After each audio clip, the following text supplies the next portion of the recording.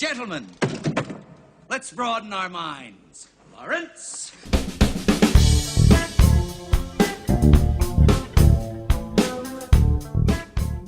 Hello all, and welcome to episode 31 of the Real Flicks podcast. I'm the host, Mason Merritt. Joining me, as always, Cody Redfield. Hi. And Josh Needle. Oh, sorry, I was looking at Henry Cavill's Instagram. Oh, God. Can't blame you. Can't blame you, but that guy is just, he's smashed. So this is sort of a take two of this episode for some inside baseball. Cody and I just did 15 minutes of the episode without Josh. Just so we don't like him. We hate him. And then he decided to join again for some reason. Yeah, what an asshole, honestly. But Josh, you're here now, so we'll get started. We'll start over and bring you a brand new episode. So we're gonna start off with a little bit of news. The first one being a remake of one of my favorite movies of all time, and that movie is Ocean's 11.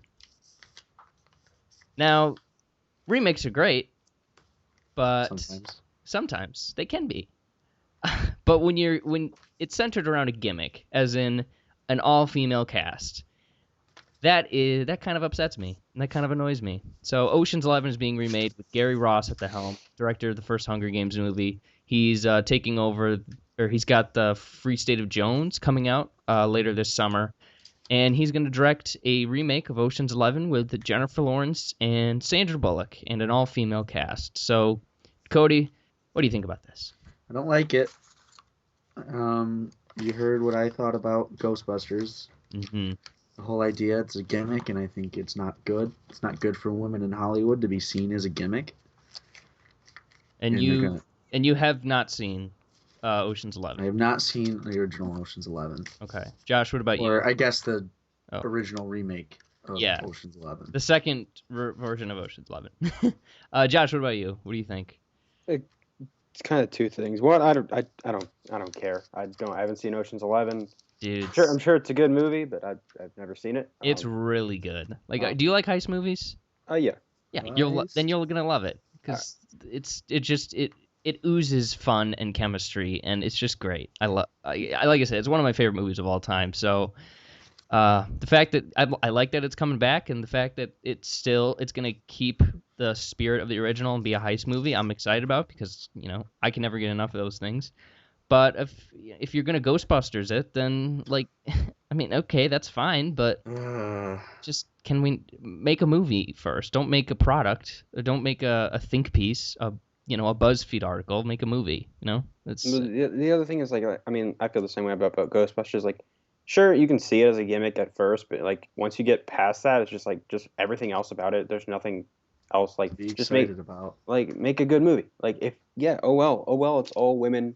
Oh well, that's sure you can see it as a gimmick, but oh well. I mean, but at this point, why not? Why even connect it to Oceans? Because the relationship that this has with the original is that Sandra Bullock's going to play George Clooney's sister, who also happens to be a con artist and a thief.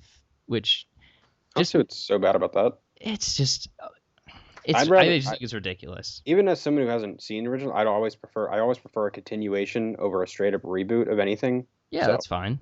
I just don't feel like this is necessary. Jennifer Lawrence and Sandra Bullock, they're two of the biggest female stars in the world. You can probably sell a movie with just the two of them. You don't need to tack it on to being an Ocean franchise. Yeah, just make a heist movie with Sandra Bullock and J-Law. That's boom. You're good. Everyone would love it. Yeah, it's not like people aren't gonna see it. It's Jennifer Lawrence and Sandra Bullock. Come on. I don't know. I love the original, so the fact that they're kind of making this into a bit is just weird and annoying to me. But I think you guys should definitely check out Ocean's 11. Skip 12, and if you want to, watch 13, because it's got Al Pacino, and he's just the friggin' best. Coming up next is a story that I know is depressing you quite a bit, Josh. Is that Godzilla 2 dropping their director Gareth Edwards? Oh yeah. Sayonara. What do you think? So he's Japanese. Oh yeah. Good joke, Mace. I did not realize. Josh, I want to get your thoughts here. What do you think about Gareth Edwards peacing out? it's kind of a bummer on 2 levels. First, because the only reason it was coming out in 2018 was so they could wait for him to do it, Mm-hmm. and now he's not doing it, so it's just like kind of a kick in the face. And I was also really looking forward to him doing it again, but it would be cool to see someone else's take on it too. Yeah. So I'm not depressed, but I was like, it kind of sucks, but I'm also getting You know King what else? Kong next year, so whatever. You know what else would be cool? What? Is if they show the monsters fighting this time. Oh god, Savage. Wouldn't that be awesome? That you They could did. see the monsters fighting? they did that. Not in for the first one movie. really cool scene where Godzilla pukes down another dinosaur's neck. Yeah, Cody. Oh my god, that's so cool. To be honest, they're not gonna do the same thing twice. I Good. think. So whatever the sequel may be, I think we are gonna see something very similar to like an actual what people expected Godzilla to be. Now that we've gotten all this out of the way, but I want to point your attention to since this is a sequel and we're wondering like, oh, what are they going to do with this one? There's a Godzilla monster that is this giant gold 3-headed dragon called Oh, I know him.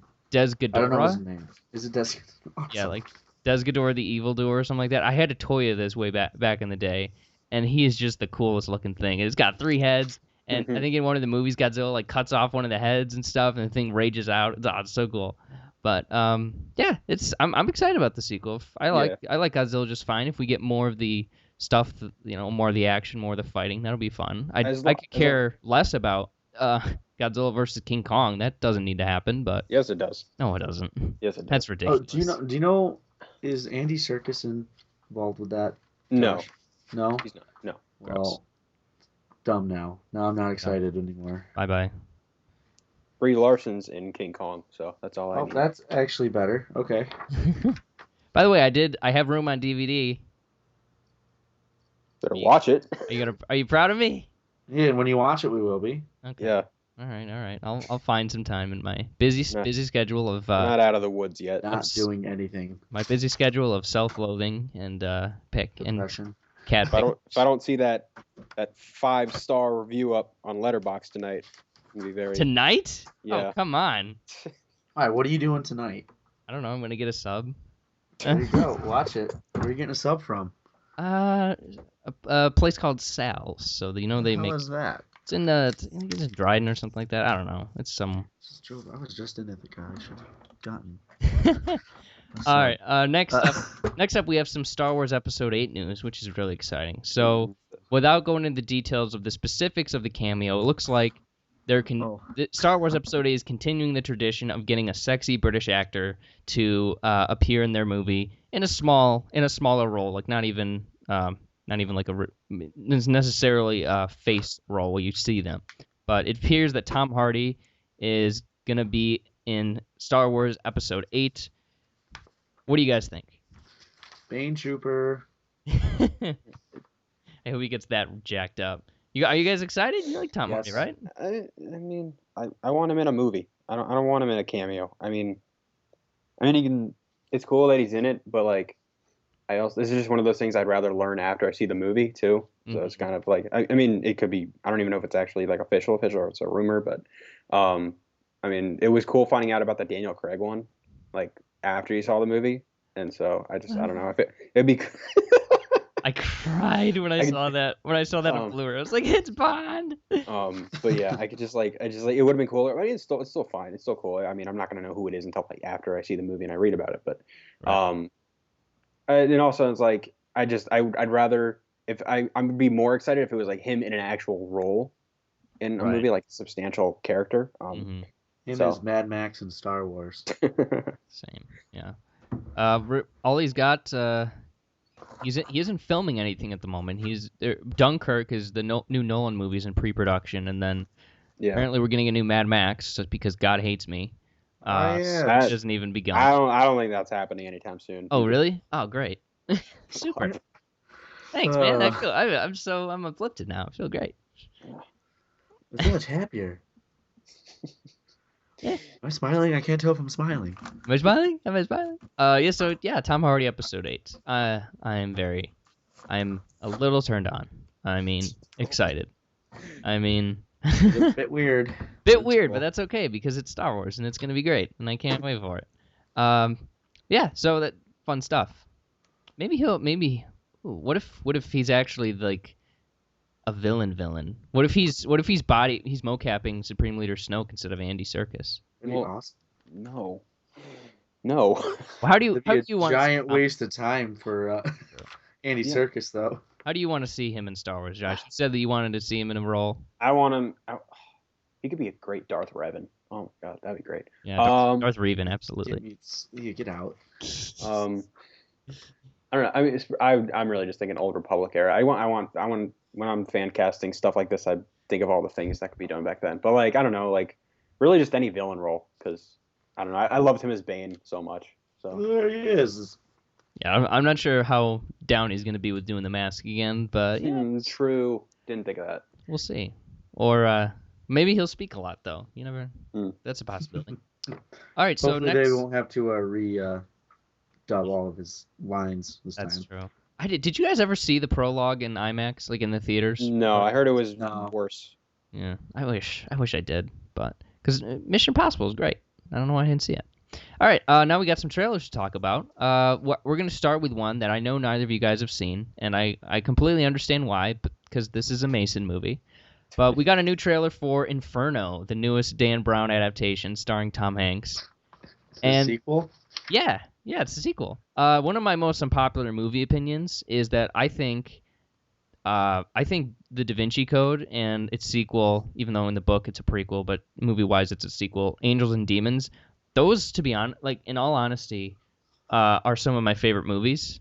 Like I think they are so like I love historical anything really. If you're talking about history mysteries, those are the best. I love those kind of things. Mysteries. Yeah, like National Treasure, Da Vinci Code, Angels and Demons. I love that kind of stuff. I'm a sucker for it, and I read the book for this one. It was a really fun book. It's not like this isn't Tale of Two Cities or anything like that, but it's a fun read. The chapters are short, a lot of stuff happens, and they're good books. And I'm really excited for the new movie. We're definitely not going to talk about it because you guys, as we all know, you hate me. I didn't even know this was a thing until this very second. So you are the worst. Actually, I didn't either. The funny thing is, though, it stars Felicity Jones. Ooh. Yeah, how about that? Intrigued. Gonna see it now, Josh? I might rent it. You had my curiosity. Now you have my attention. Get out of my house. Why? I'm sorry. It's a great movie. Tom Hanks is in those movies, right? Is he in this one? Yeah, of course he is. Oh, of course. Maybe I will check those out then. Like, I think that I don't want to cause like a little dust storm or anything, but I think the fact that Da Vinci Code and like Angels and Demons especially, which is somehow they're very critical on religion, which is why I think a lot of people get pissy, even though that Dan Brown is like, hey guys, it's historical fiction. It's fake. Calm down. We're not saying any of this is true. It's a book. It's not supposed to be true. I think that's why a lot of people crap on these movies because they're a lot of fun. Like if you ever watch those, it's a good time. It's nothing. You don't have to think too much. I can understand where those people are coming from though, because like honestly, anytime people like heavily bring religion into anything, it kind of just gets me a little. Piss somebody off. It doesn't piss me off. It just like I don't just like can we enough with this? Like just tell me a story. I don't. Yeah. I don't. Yeah, I get what you're saying. I completely understand, but like as far as I'm concerned, it's a fun movie. It's a fun movie. I don't look into movies as much as some people do, so I don't know. Actually, come to think of it, it comes out on October 28th with no competition. So, very interesting. I might be able to talk you guys into checking. You're probably going to get voted down, so you can try. But well, I can't think of anything else that we would vote for. So That's true. Unless we want to do a special episode, but even then, Felicity Jones, Halloween episode. Yeah. We can do Friday the 13th movies. Yes. Okay. We can do it. Never mind. I didn't say anything about that. Anyways, next trailer coming up. Shut up. It's just so sad now. I hate all you guys. Let's talk about The Accountant real quick. Okay. Ben Affleck's next movie, directed by Gavin O'Connor, who I friggin' love, starring J.K. Simmons, John Bernthal, Jeffrey Tambor, John Lithgow, some small white girl. You bastard. who is not as cute as Emma Watson. Yeah, she is.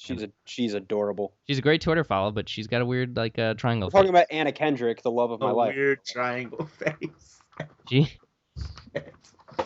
I'm sorry, it's true. But anyways, Josh, what do you think about The Accountant? I mean, I don't really remember the trailer. I like watched it on my phone, and like I don't even think I watched the whole thing. It looks cool. I mean, I'm gonna see it. It's Gavin O'Connor. He's great. Ben Affleck, love him. The cast is great. Anna Kendrick is, the love of my life. She rests in my heart. Do you like her more than Daisy Ridley? Yes, I do. Get out. Get out of my face. Well, she's been around. My gut. Get out of my house. Anna Kendrick's been around for like 5, 6, 7 years. Yeah, Daisy Ridley's been around for like a couple months. 5 years too long. Sorry. You are a evil human being. I know. You can't hurt me with that. You can't hurt me. No, O'Connor's. He's coming off Jane Got a Gun from early in the year, which I was the only one who saw. And actually, I was one of 2 people. You're the only one in the country who saw that. One of 2 people in the country who saw it, and I was the only one who liked it. I think that was a really cool movie. Also did, of course, Warrior. Miracle, great. So a couple of sports movies under his belt. Now he's doing a thriller. Cody, what did you think of the trailer? It looked all right. Looked like Rain Man with guns. Yeah, Fat Affleck a little bit. Like he did get fat.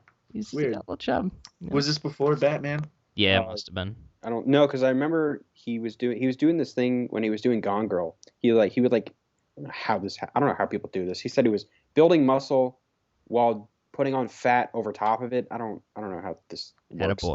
I'm not a nutritionist. I don't know. Well, according to the Wikipedia page, filming began in January of 2015. So this is actually a little more recent. So, from what I understand from people who are healthy, it's a lot easier to put on weight, like when and then kind of like hide muscle underneath fat. Apparently, because that's like a thing that you can do. And then you can turn that fat into muscle. Exactly. So I'm sure Affleck's personal trainer is getting quite a workload. So much money. I don't know. This was one of my most anticipated movies of the year, and after I saw the trailer, I was a little underwhelmed. I was like, okay. Yeah, same. I was like, all right, I think it's going to be one of those where it's better on paper than it is actually executed, but you never know. It might be great. It's just honestly nothing could like. It's not like I'm not like dying to see it because it's not like a Star Wars or like the Fantastic Anyone's Beasts excited for it. Like it's not like I'm not like, oh my god, I have to see The Accountant starring Ben Affleck and directed by Gavin O'Connor. It's like not like that, but it's like it's gonna be great and I'm gonna probably love it.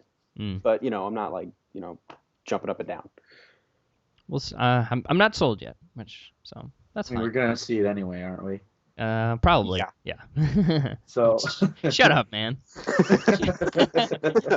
Anna Kendrick does not take over this show, okay? Alicia Vikander does. All right, next up is our final trailer of the evening, Assassin's Creed. What do you guys think? I like it. Kanye ruined everything. You know what? Calm down. I'm not about to defend Kanye as a person because nobody can. The he's an egomaniac. Either he's the biggest egomaniac in the world, or he's playing his role really, really well, and he's like I get the feeling that he's got like a Kanye, and then he's got like another person where like the Kanye part is the one that's all crazy and on Twitter and stuff, and then the normal dude is just like this guy. I lose faith in that theory with every passing day, but hey. I like a lot of musicians that are assholes in real life, but if their music's good, the music's good. It's cool. Besides, it's music in a trailer. Who the hell cares? It's fine. Yeah, I know you. I mean, personally, I just hate Kanye. Like, I despise Kanye West. Like, as a person, and I hate his music. I didn't. Homecoming, Black Skinhead. He's got some tunes. Heartless. I like Kanye's music. Not for me. Not for you. It's fine. But also this just like it's Assassin's Creed. You don't put rap in Assassin's Creed. That's stupid. But footage-wise, this looks awesome. Mm-hmm. Oh, it looks so cool. This looks really, really awesome. Looks really faithful to the game, which I've only played about 3/4 of the first one. Yeah. But you didn't even play the best one. Which Assassin's Creed 2 is the Empire Strikes Back of the Assassin's Creed games. Those are big words. Those are very big words. But Assassin's Creed 3 is my favorite. Nice. The American Revolution has a special place in my heart, so. Because you were there. Mainly, it's because it's the only part of American history I care about. Really? I think the 50s and 60s. Oh, and the Cold War too. Can't forget Yeah. the Cold War. Never. Cuban Missile Crisis. Oh, JFK blown away. What Same. else do I have to say? exactly. Something that rhymes with A. We didn't start the fire. Exactly. God, get out. Anyways, yeah. So I think it looks like a cool trailer. I'm not crazy about the visuals of it. Like some of Oh, It really? looks the present day stuff looks really dark. yeah. I don't know what they're going for with the present day stuff, but yeah. I don't know. I'm not. It's interesting. I'm definitely looking forward to it because I played 6 minutes of the game and I literally broke the disc because I was so upset and because I'm so bad at video games, which didn't happen for Uncharted, but I'm really close because I'm at the point in the first game where I'm in this cave and I'm like grabbing these stones to get from one side to the other, and it's taking me 45 minutes to get across there, so I'm a little frustrated, but I'll keep going. Yeah. Uncharted 2 is the Empire Strikes Back of the Uncharted series. Maybe I'll just skip ahead and play that one. But Don't. I yeah, haven't finished Uncharted 3 though yet, so. all the ancient Rome stuff with Assassin's Creed looks cool. Fassbender's the greatest person of all time, so Basically. pretty much. I'm not gonna go there. I just hope, I knew where your I hope mind they have was. a form-fitting codpiece, so he's not swinging around the whole time. Windmilling the whole. God. Anyways, but yeah, it looks great. Looks great. I'm excited. It's coming out in Christmas time, which is a weird spot for it, but hey. Oop, it's that's- Oscar season. That's not gonna It's be. gonna get best visual effects. I thought it would be summer movie, to be honest with you. Curzel's the man. I love Macbeth, so I'm up. They have some serious, faith in this. If they're putting this up against Star Wars, so Oh yeah, that's right. Damn. Woo. that gives me a lot of Not faith. gonna go well for them. Yeah, I feel like they're gonna get squashed. I mean, Assassin's Creed's people. Even if you don't play the game, everyone's Probably heard of the most Assassin's Creed. Popular video game franchise around. Yeah, that's. Probably. I didn't realize that they were going up against space fights. That's pretty intense. Interesting. Yeah. Oh, they're also. Oh my God! Listen to this December 21st lineup: Assassin's Creed, Passengers with Jennifer Lawrence and Chris Pratt, Patriots Day with Mark Wahlberg about the Boston bombings, and then Sing, an animated musical with Matthew McConaughey. Damn. Those are four freaking those. Wow, I'm surprised that they're going that far. Damn. Wow. Space it out, guys. Those four are those could all carry a weekend. In this day and age, I mean, you can't. It's getting harder and harder to get a good release date. It's like. Well, I mean, I get that, but some of the at least Passengers, they can make their own release date. They got the two biggest stars in the world. It's crazy. I don't know if I can say stars sell. Who are they? Anymore. Was that Pratt and Jennifer Lawrence? Yeah. I mean, I get that. I wouldn't say biggest star in the world, but I think those two are. I mean, Chris Pratt is one of my favorite actors in the world because he's. Well, he's got the track record behind him with Guardians and Jurassic World, of course. I mean, I don't know. That's just my person. That's what I think. But yeah, and then animated movies, they always bring in the kids, so that'll be a tough weekend. I'll be interested to see Something for everybody. I would say Assassin's Creed would probably come out. Oh yeah, that'll win that weekend. Actually, you know what? No, that's a week after Rogue One, so Rogue One will win that weekend. That's insane. Rogue One, that's crazy. I'm not over that. What if next year, or it would be 2017. Is that when Episode 8's coming out? Yeah, December. Mm-hmm. What if nobody else puts a movie out that entire month? Nobody would. They've already moved everything. Yeah. Off that date. Yeah. Spielberg moved his movie. They moved Avatar 2. Like everything is leaving. Yeah. Snowman, by the way, that few months before Star Wars. So don't. Oh my God, so excited. Yeah. December, nothing really coming out. I mean, the $6 billion Man with Mark Wahlberg, that'll sure get a big. The Croods too, that'll be a huge one. But yeah, Star Wars Episode 8, solid. Great. One more thing that kind of just broke last night that I'm really interested to talk to you guys about. It looks like Martin Scorsese has lined up his next movie. I know we say that a lot, but this one actually is gonna happen. So Marty's been throwing around this mob picture called The Irishman for a few years. What a shock. Yeah, it's supposed to have Joe Pesci, Robert De Niro, and Al Pacino, and I guess it's centered around Jimmy Hoffa. So it's kind of it's one of those. Is he gonna tell us what happened To Jimmy Hoffa? It's based on a book that apparently kind of lays out what happened to Jimmy Hoffa. So I don't know, but pretty much last night at Cannes, a deal was struck. So it's being bought by STX Entertainment, who bought the movie's international rights for $50 million, which is like the biggest buy. That's gonna up the budget to $100 million, which they think is enough money to pay for the budget, which is gonna be like a Benjamin Button kind of thing where they age down the actors. Oh. So, yeah, it's interesting because Scorsese, as we all know, he adds like 6 movies at once. You know, like for a while it was like, oh, his next movie's Devil in the White City with DiCaprio, and he's had this for a Sinatra biopic, and then he's also like, I'm looking at his feature films section on Wikipedia and it's insane. A Mike Tyson biopic with Jamie Foxx. So Devil in the White City. He's Variety reporting he's producing a movie about a classical pianist. So this guy's he's all over the place. But this one, since it did get a lot of money, it's getting a lot of money thrown behind it. It seems like this is going to be his next movie. So what do you guys think of The Irishman? Pesci, De Niro, Pacino. Sounds like a safe movie to make, Marty. Yeah. That was my thoughts. Josh, what do you think? Cool. It's Martin Scorsese making a mob movie. I mean, cool. It'll probably be good. In other words, or in other news, the sky's still blue. Yes. Water's still wet. So, I'll read this little part of it. So, The Irishman was adapted for the screen by Steve Zylon, something like that, from the Charles Brandt book I Heard You Paint Houses, which is the deathbed story from mob hitman Frank the Irishman Sheeran about the disappearance and death of the former Teamsters Union boss Jimmy Hoffa. Zion adapted Gangs of New York, with his credits ranging from Schindler's List to The Girl with the Dragon Tattoo. He's been nominated for 4 Oscars and 1 for Schindler's List. So I think you kind of said it, Cody. This is kind of a Scorsese movie to make, you know?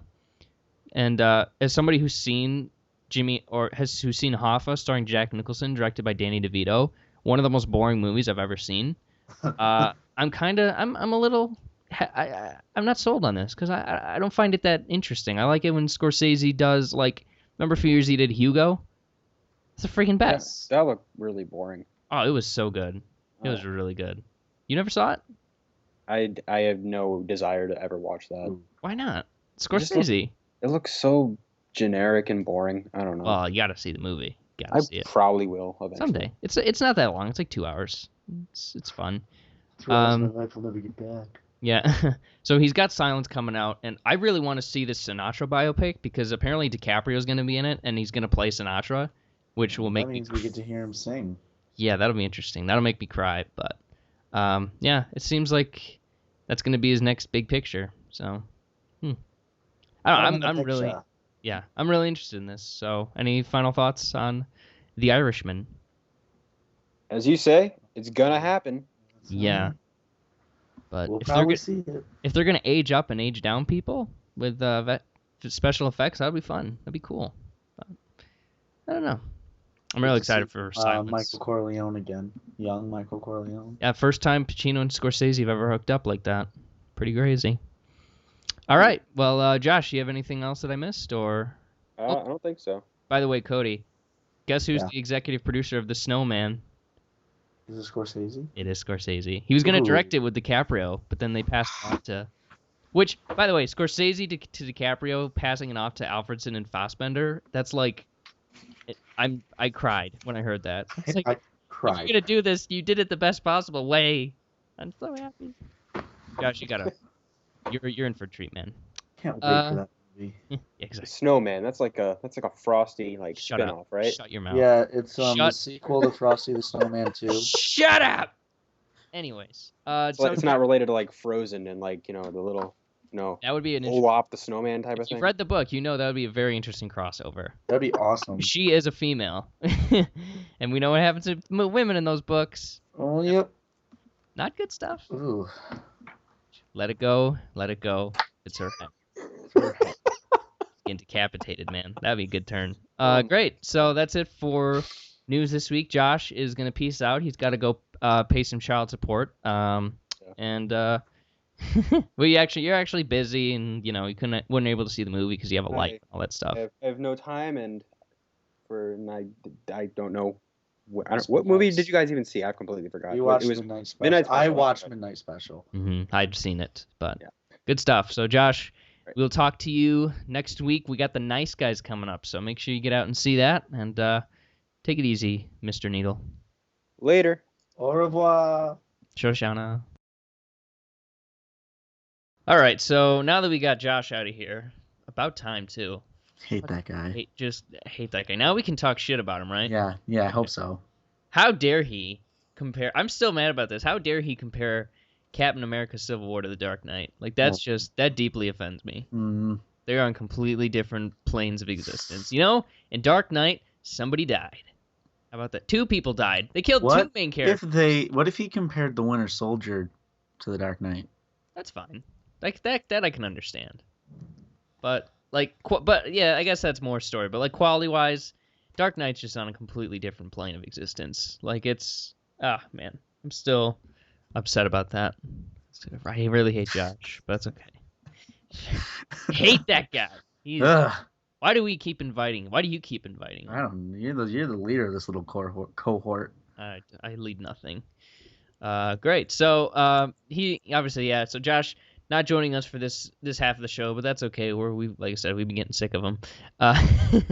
But you and I are coming here to talk about a special little movie that has been mentioned on the show before. By me. It's called Midnight Special. By me. Well, I was just specifying that it was Midnight Special is directed by Jeff Nichols, one of the up and coming writer directors out there. Cody, you just saw this and you've had some time to think about it. Yeah. Time to mull it over, and so I want to hear your thoughts, initial impressions on Midnight Special. It's very slow. It's a very, very slow movie. Mm-hmm. It's not a bad movie. I'm gonna say some negative things about it, so don't let that make you think that I didn't like it, because I did. But how much is the question? Not a lot. So the slowness of it was that was what held you back from loving it. Yes. Okay, all right, I get that. So as for myself, I saw this movie about a month ago now, and it wasn't really playing in too many theaters. I'd scheduled an episode about on it, but we had to cancel last minute because it wasn't playing anywhere near anybody. So. It was one of those things. Limited release is a bitch. But so yeah, I saw it. I sought it out. I love Jeff Nichols. Mud is one of my favorite movies. I think top 2 or 3 of 2013. It kind of tangos with Wolf of Wall Street for my top spot. But I love the movie. So this is he's always been on my radar. So of course I've been circling. I've had this circled on my calendar for a really long time because I've been so excited to see what the guy does in the theater. Watching a movie in the theater, and I loved it. I'm pretty sure I loved it. I'm 90% sure that I loved it. I'm like 80% sure. Yeah, it's upper echelon though, because I did enjoy the movie. I can see where it loses people. That I can definitely empathize with somebody who like you, who's like, it was slow and I was a little bored in stretches because it is a pretty dry movie when you look at it. Like there's not as much happens as I think the premise would lead you to believe.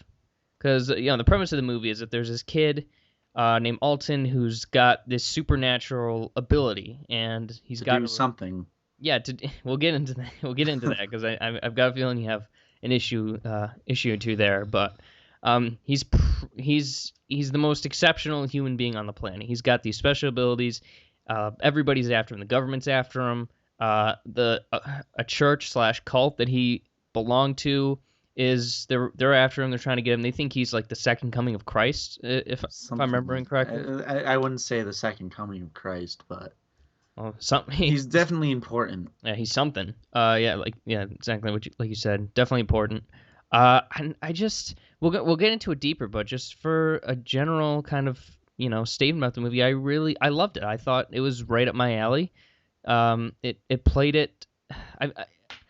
Part of me wants to say it played it safe, but it also played it just real, and that's one of the things I like about Jeff Nichols that I got from Mud is it just his movies seem so authentic. And sometimes I think with Mud it works okay, but maybe with Midnight Special because it's playing with sci-fi, maybe being that authentic might have hurt him to some people. But as for me, I think it just made the movie all the more great, and I loved it for all those reasons. So Cody, let's get into the cast here. I'm gonna hear your thoughts on the main players.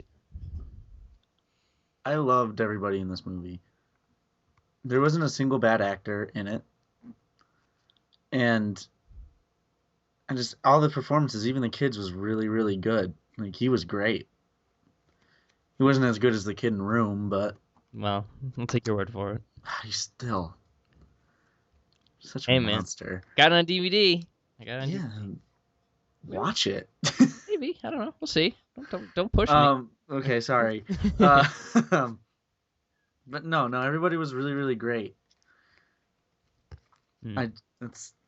Even Kirsten Dunst was pretty good. Boy, has she gotten old. Yeah, it's pretty crazy. She was in Spider-Man when she was like 20 years old. That's pretty crazy. Is she really only 20? Let's 20 or research. 20 or 21. But the main cast is by the way, I want to note that I looked up this kid Jaden Lieber or something, and his next movie is a movie called The Book of Henry that he's starring alongside Jacob Tremblay. So really? How about that? My God. He's playing Henry Carpenter, and Tremblay's playing Peter Carpenter. They're Naomi Watts' character's sons. It's directed by Colin Trevorrow, who's just come off Jurassic. So this is his bookend between Jurassic World and Star Wars. For a budget of $10 million. Wow. Oh boy, that's quite the leap to make. But all right.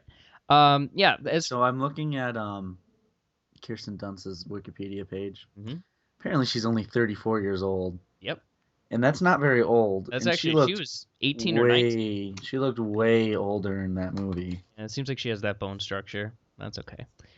So the cast, Michael Shannon was good. He was good. He was subtle. Yeah. Who's always he's Jeff Nichols' Michael Caine, I guess. Who would be a good representation. It was kind of what's the word I'm looking for? Reeling. Mm-hmm. Or shocking, I guess. It was just really weird to see him in such a subtle role. Yeah. The one thing I know him from is Zod. Yeah, which is the greatest performance of all time. Complete opposite of subtle. I'm not saying I don't like it, of course, but yeah. It's a little tough to swallow.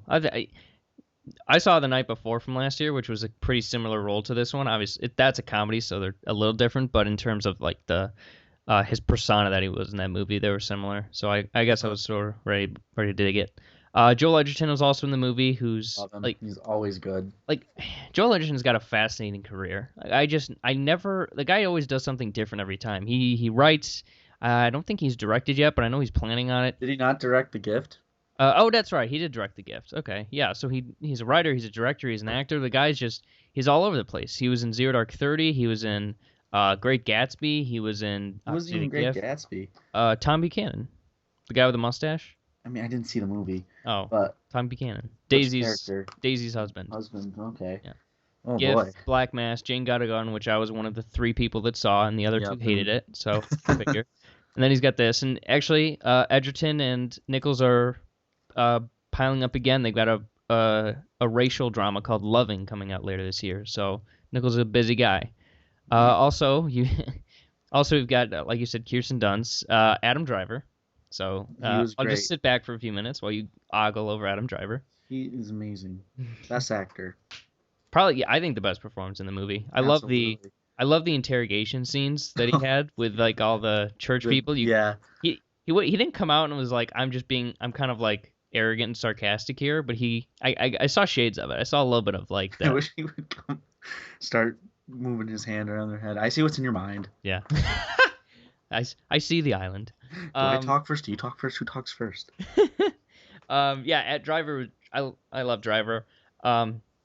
I especially loved how just enamored he was with Alton. He was just so fascinated without like geeking out about it, and I kind of like that. He was interested. Yeah, his character was kind of a fanboy. He was it was really cool. It's amazing. And then the main kid Alton, I thought he was fantastic. In a year where I saw The Jungle Book and strongly disliked the main kid in that, he gave a Pierce Gagnon in Looper type performance for me. I just thought, Whatever happened to that kid? oh, he's still around. He's got to grow into his like career, you know. But He's gonna be a good actor though. I think so. I think Pierce Gagnon's gonna be He was amazing. Oh, Looper was so good. yeah. That kid's incredible. Only 10 years old. My God. Yeah. So that kind of Sam Shepard also popped up. He's another kind of main player. I loved him, and there was a couple of bit performers here. And that guy. That guy, just one of the hitmen that was chasing Alton. So Straight up, I went on. I just watched a TV show after seeing it, and I was like, "Hey, it's that guy again." But it wasn't that guy again, but it looked like him. Huh? How about that? Yeah. So all right, let's move on here. Let's talk about I want to talk about the authenticity of the movie. Where like I said earlier, I think this is where it lost some people. I think this played out. Obviously, there's no way to tell, but it played out exactly the way I think this would play out in real life. It's got a very like I said with Jeff Nichols. It just feels very real to me. It's realism dialed up to like an 11. That's what would actually happen. I think so. That's what you mean, like the way it would work. Yeah, like I sort of experienced the movie through Michael Shannon's character, where I was right there with him. Obviously, he's tied up to the character, so I guess I'm more so leaning on looking at it through Joel Edgerton's character's eyes, because he's an outsider, I suppose. Mm-hmm. And they even mentioned he was supposed to be the vessel. Yeah, and they even mentioned in the movie how he kind of he'd only been around for a couple of days. Like Michael Shannon just showed up to his house or something like that. So yeah, I guess when I was watching the movie through, I guess his eyes. And I just kind of got swept up in the whole thing. I was intrigued by the mystery of it. I was fascinated by the sci-fi. I loved watching this kid and seeing what he could, his powers, which were a little unclear. But what do you think about the authenticity or just the mystery of the movie? The mystery in the movie would have been fine if it had paid off. Yeah, it did not pay off at all. Okay, there was no resolution. Okay. Everything is basically the exact same as it was when the movie started, except we're down one character. Okay. All right. You know what I mean? Yeah, I definitely see what you're saying. It reminded me of a little bit, at least how it was structured, of Castaway a little bit. Okay. Where but that pays off in the end. Yeah, that's true. But for the most part, it's just this really kind of serene look at a situation. Where I like movies that are about situations and not about plots sometimes. All right. Where it's like, oh, here's the situation. How would this go down? I was interested in that. So we'll hold off on the ending till a little bit later, because that's a whole other conversation. Yeah. But let's talk a little about the action of the movie.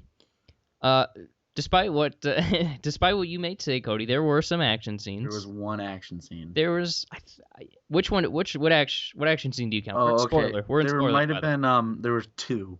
Okay. So you had what's his face? When they got captured, or when they captured the kid from the cult. Cult guys. They found him at the hotel. Yeah, the hitmen. Yeah, you had that scene, and then the end. Mm-hmm. I thought there was one. There was also like the opening, like early in the movie with the cop, where they stopped at that accident or something. If you call a gunshot an action scene, then there you go. Oh, okay. Well, I don't know. There was action elements to it. I don't know. I have a very loose definition of action, but I get what you're saying. The scene that I was more captivated by was the gas station scene. So yeah, that was a great scene. Yeah, I think just. What did Alton? He I think in that scene he says like, oh, I saw that they're like spying on us, and then he's just like, at me. Meteors, man. Says, I'm sorry. He's like, no, it's okay. I shouldn't have yelled at you. Like, I'm sorry, man. Look over there.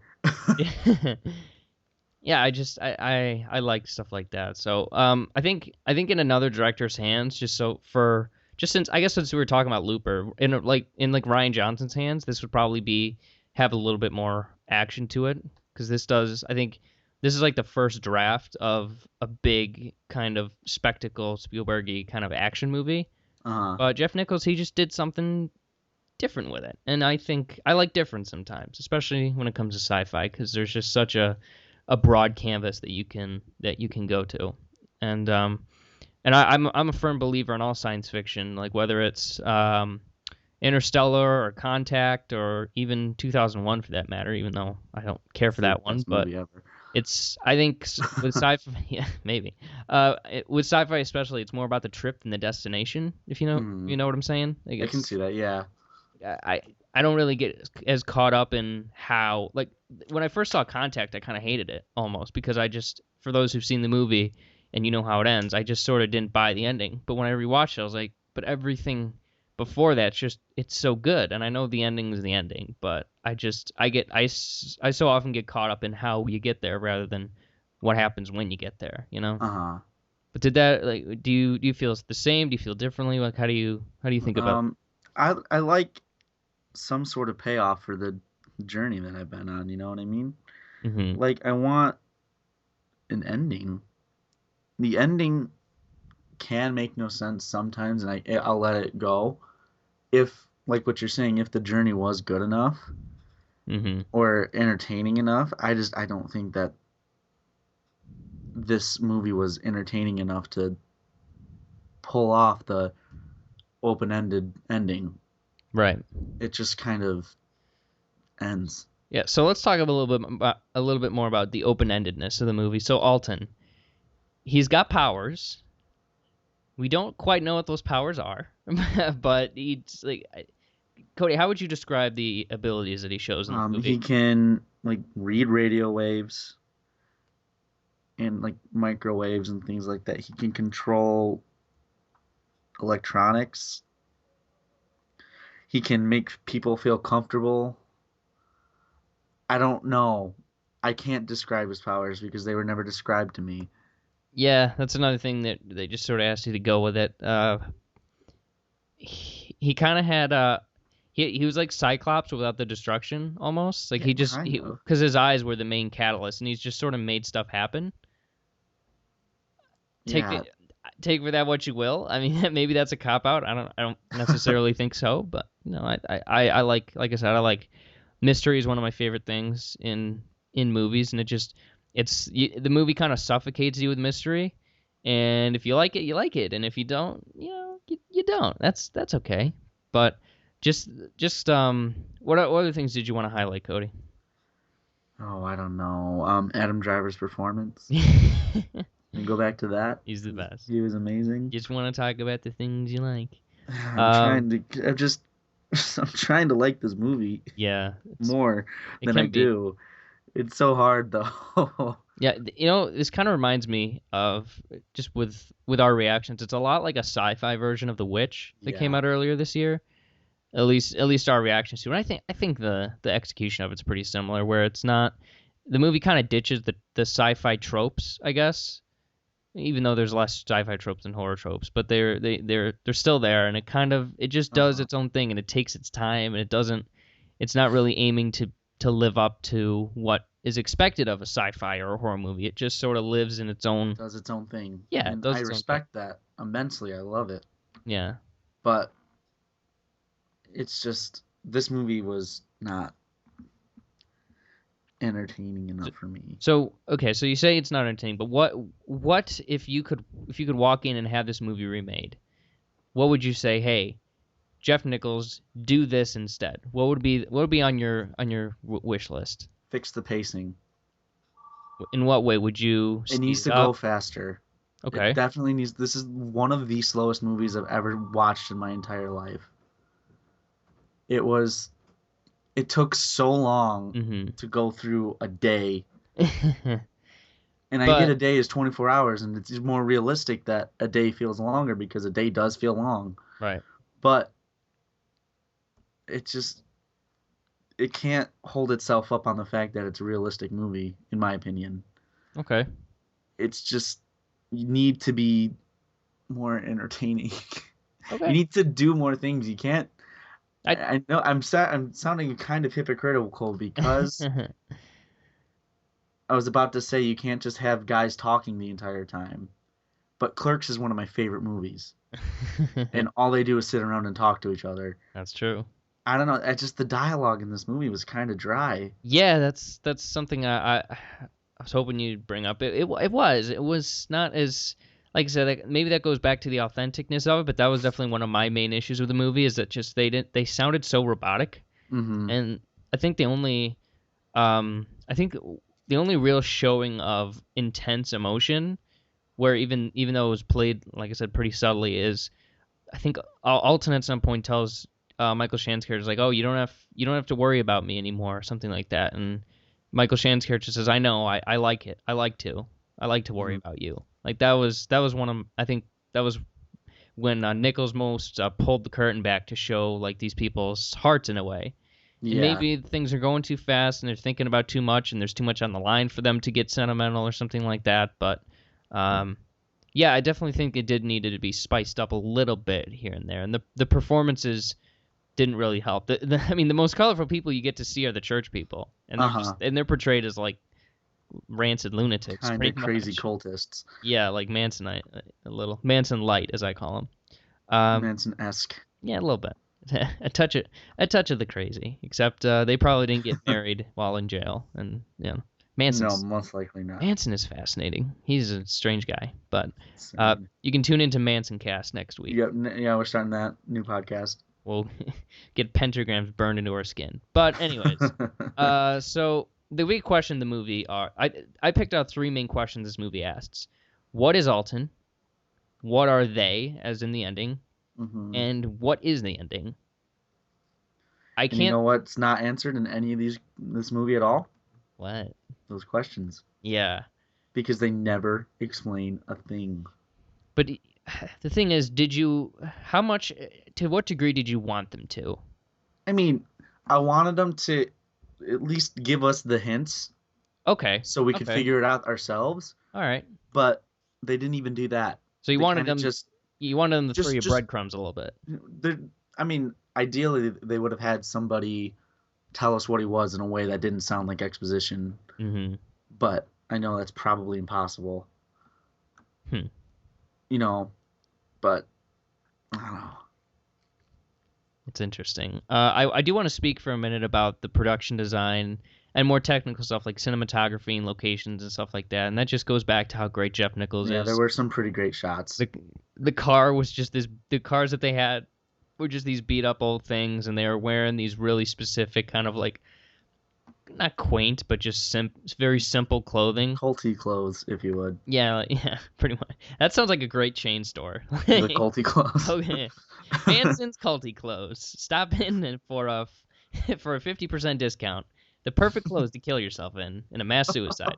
To drink the Kool-Aid in. If it's good enough for Johnstown, it's good enough for you. Oh boy.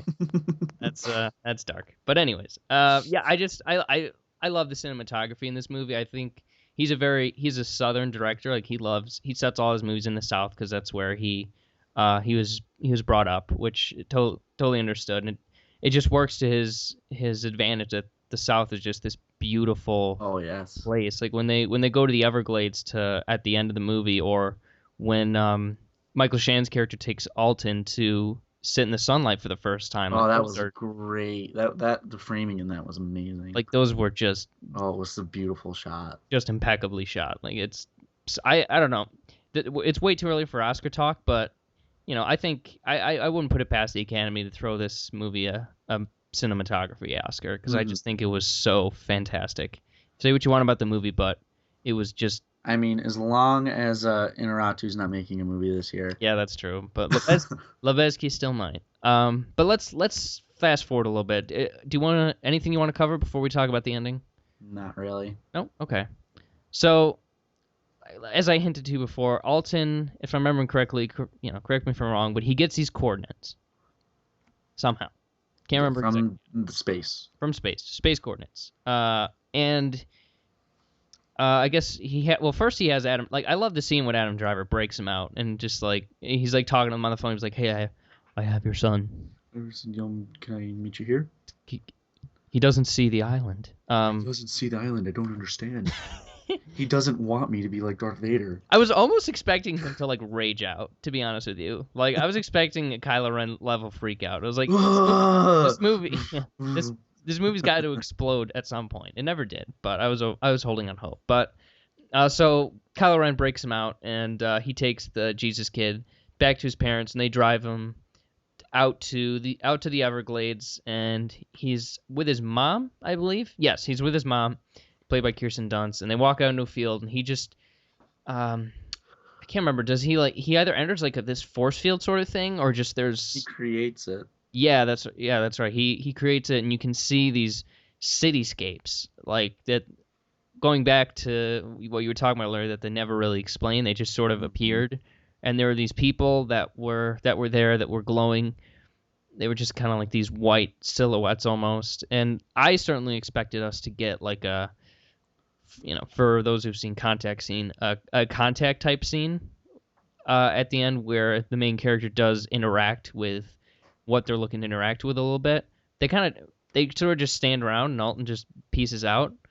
But just the scene where you see, I think there was like the shot from space where you see the bubble expanding, and you just see it kind of overlap part of the United States, and the cityscape is showing up in cities and towns and fields.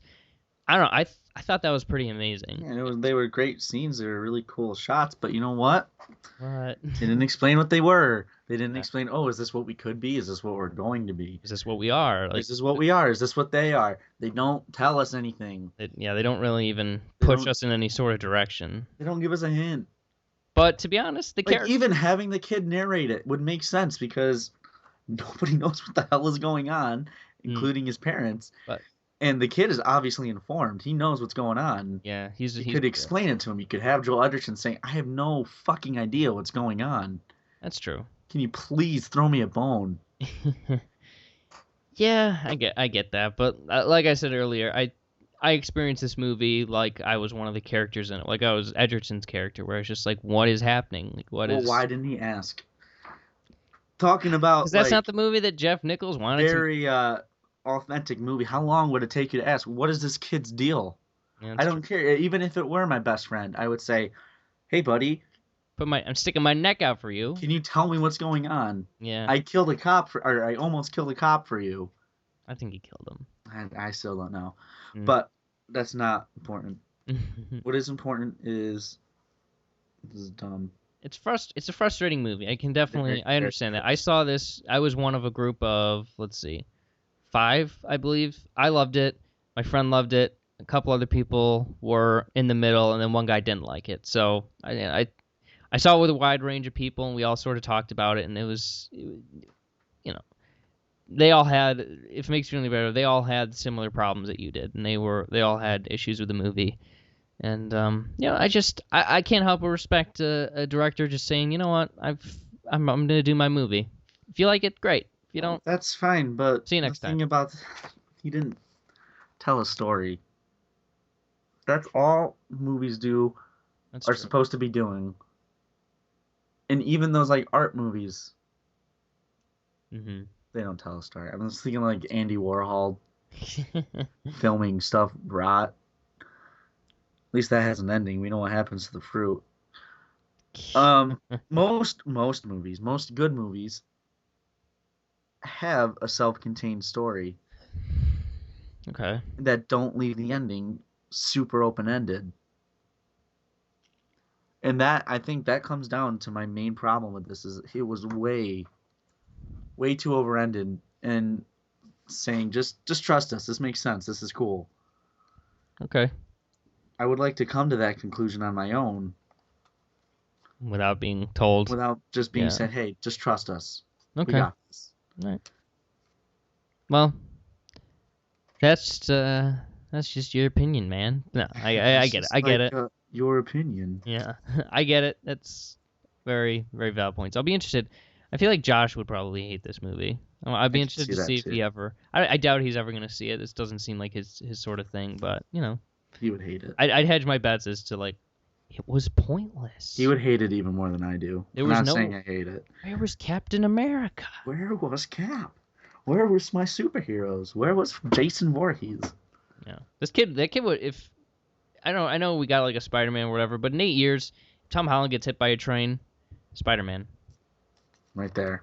right there. That I kid, want him. he's great. He's a good kid. All right. So anything else you want to add? Talk about? Not really, bud. No. Okay. Well, give it a grade. Oh boy. All right. So I'm gonna preface this again by saying I did not hate this movie. There were some pretty entertaining parts, including Adam Driver Mm-hmm. and the gas station scene, as well as that first scene where they do that. Here he goes into the sunlight, which is awesome. I'm giving the movie 7. Fascinating. Um, I'm Mud is like a 10. Mud is a 10 out of 10 out of 10 out of 10. Like that's like I said earlier, that's one of my favorite flicks. So just using that as a comparison, I would say I enjoy this. I think I'll go an 8.5. I think that's where I'm gonna sit. With if I could do an 8.75, I would, but this is our system, so we'll stick to it. So yeah, 8.5. I really dug the movie. It's at the moment it's in my top 10 of the year. It's gonna get bounced out. I hope because it's only May, but yeah, I enjoyed the movie. So cool. As promised last week, since we didn't exactly talk about it, I'll just give my thoughts if that's what you're looking for here on Money Monster. I loved the movie. I loved Money Monster. I don't really understand the critical reaction to it. It's baffling and it makes me sad because I really dug it. I think it's sitting at 55%, so it's pretty it's pretty mixed. That people are kind of leaning to the side of disliking it, if not split down the middle. So I certainly don't get that. But I really dug the movie. It tackles the media in a really fresh, I think, way. It breaks down the sort of relationship that the public has with the media. And you can look at the movie like, oh, it's about economics, but it's not really. It's about way more than economics. We've sort of made this unconscious bargain with the media of like, oh, we'll do this if you guys do this, and the movie kind of points that out on a large scale, while also telling a pretty entertaining story. Like there's a fair amount of twists and turns. There's great performances, especially from George Clooney. Like the first 15 or so minutes of the movie, I wanted to go on forever because he plays just this. He plays like it's like 79 or like 80% Clooney, and then the rest of the 20% is like Jordan Belfort from Wolf of Wall Street. It's sort of amazing, and it's got a lot of humor to it. There's a lot of there's twists and turns. There's really good action. There's suspense. I was extremely surprised and I was extremely satisfied with the movie. I love Money Monster. Maybe it's not for everybody, but I don't think it has to be. And it showcased like broadcast and TV shows and crews and stuff like that just perfectly. When she said okay, run VT13 then wipe to 2 clean, I cried because that's exactly that's how you direct a TV show. Yeah, that's how you direct a TV show. VT is like a video track 13. So you just start video track 13, wipe to 3 clean, wipe to camera 3 without any font. There you go. It's amazing. I like that kind of stuff. And not many movies typically they don't get the control room. They don't usually do it too well. And this one did perfectly to a T. Might have been a little overstaffed, but most people don't know that. So yeah, I really dug Money Monster. I'm gonna throw that a 9. So there you go. Great. Wow. So watching, reading, listening to Cody, get us started. I'm on a playthrough of Uncharted 3, so I can buy Uncharted 4. Nice. How are you liking it? It's okay. It's okay? It's all right. It's not the God game that most people say it is. It's got really bad controls. Really? How so?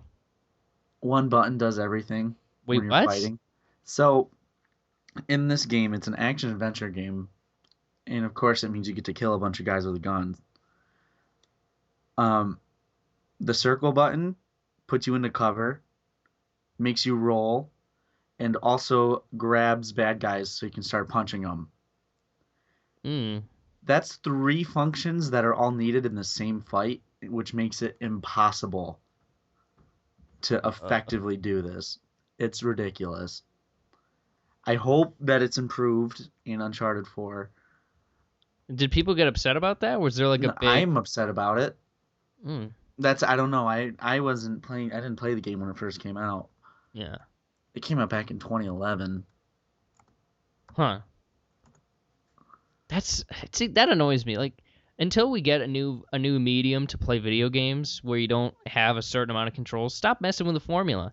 Nobody's gonna be mad at you. Nobody's gonna be pissed if you use the same buttons that everybody else does. It's fine. That's what works. I hate it when games try to reinvent the wheel. It's like, just leave me alone. Let me play my game. Let me play my game, and then just get out of my face. I want the story. That's all I'm here for. No, I started playing Uncharted 1. I got the remastered edition or whatever. I'm at a point where I'm in this cave and there's stones. I'm really bad at video games, so I keep falling and dying. And he makes the strangest sound. Like he makes this sound when he dies, and it's weird. And then the guy in Charlie Wood, he's always like, no, Nathan! Nate, no. Drake. It's like, come on, guy. I died like 20 times. This can't be that surprising anymore. Are you used to it yet? Like, Christ. I suck at video games. I really do. Like, I'm probably the worst person at video games on this podcast. Like, you would destroy me in almost anything except sports games. Maybe. But even then, I probably would get... No, I'm garbage. I've never played a sports game in my life. I know, but the way my luck is with video games, you probably would beat me. So, I'm the Charlie Brown of video games, unfortunately. But great that's my favorite Coldplay song, by the way. Charlie Brown, really? Yeah, I love it. Not a bad song. It's a great song, but... Great song. Favorite song? Favorite song? What's yours? Oh, Every Teardrop is a Waterfall. Oh, come there. That's the same song. They're pretty much the same song. I mean, Charlie Brown is also a great song, right? I don't know. I'm also partial to Swallowed in the Sea. Okay, that's fair. That's not the same song. At least I didn't say Fix You. I love Fix You. That scene. Oh, Fix You's a great song. That scene in the newsroom when they played Fix You. Apparently some people rolled their eyes at it, and I was like, oh, I was hyped. I brought a tear to my eye. I was hyped. I was hyped as well. But cool. As for me, a movie I know I talked about Money Monster and all that stuff, but I do want to mention one more movie that I watched. It's called Almost Famous. It was recommended to me by my good buddy Brian a long time ago, and I got the Blu-ray and I watched it. I found out it was about 2 hours and 41 minutes long, which I was like, oh boy, did I get the right one? And apparently it's one of those movies where the extended cut is better than the theatrical cut. Okay. And, I'm all about long movies. I like it when you give me an experience. If you use my time in the right way, like Wolf of Wall Street, I'll admit, is a little long. Like Goodfellas is a little long, and it doesn't really need to be. But like with a movie like this, and where it takes you on this journey, and you're like the character, you're sort of on the road with this rock band. I was like, all right, keep me around as long as you want. I'm game for anything, and it did. And I loved every minute of it. The only critique I would make is that the main kid was a little rough. He wasn't the best actor, but he was only in the whole movie, so it's okay. But everybody else was great. Billy Crudup was fantastic. Philip Seymour Hoffman, the late great, was great. Kate Hudson was pretty good. Jason Lee was awesome pre-Scientology, so now he's a kook, but back then he was cool. And the soundtrack is just incredible. Like, man, that soundtrack killed me. He just had some great songs. I went through and I found them all on Spotify, and they're loaded in there. I went to buy the soundtrack, and it's got like 13 of the 40 something songs used in the movie. So jeez. That kind of bums me out, but what are you gonna do? They're all on Spotify though. So they're all on the spot, exactly. But I loved Almost Famous. I'd give that one a 9.5. Maybe it'll probably climb to a 10 when I watch it again. So. Pretty hype about that one. I love music. It was a lot like it reminded me a lot of my favorite movie of the year, Everybody Wants Some, where it's about music, man. And it's set in one of the best times in music, the early 70s. So it's good stuff. And one of my favorite joke of the movie is, what's that? One of the characters mentions that Mick Jagger's not going to be touring when he's 50 years old. I was like, L-O-effing-L. When was this movie set? '73. So they were kind of, towards the latter end of the Stones' popularity, like biggest, music popularity. But it was released in 2000. So, yeah. Jimmy Fallon's also in the movie. So Is he really? he is a bad actor. Does he laugh throughout his entire all the scenes he's in? I wish he would. I wish he did, because he's a horrible actor. He was. I don't know why everybody loves him so much. He was awful on SNL. Yeah, he was cute. He broke in every single. That's what makes him sketch so he's in. endearing. No, that's what makes him cute. super annoying. Yeah, I know. Makes him so unprofessional. Yeah. Well, hey, he's pulling down some big coin now, so I think he's okay. Richer than I will ever be in my entire life. He's okay with being a little unprofessional, but love brother James. Just I'm glad he doesn't act anymore. You know, the tagline for Late Night with Jimmy Fallon. Did you ever hear about that?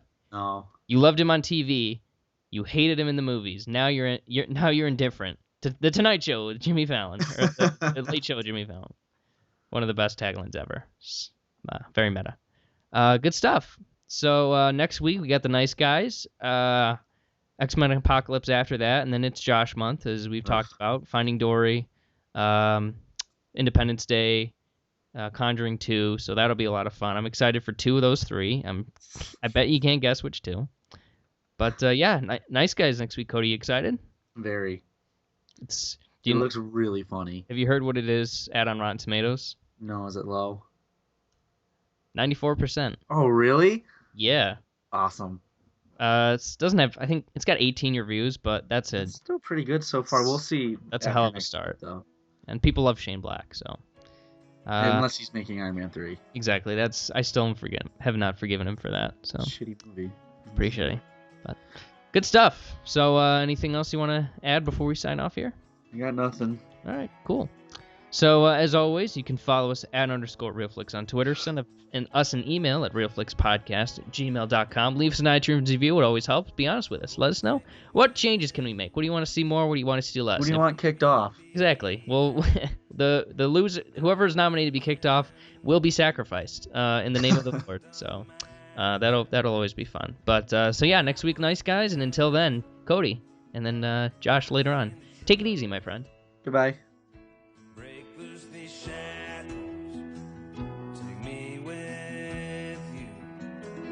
Let the midnight special shine a light.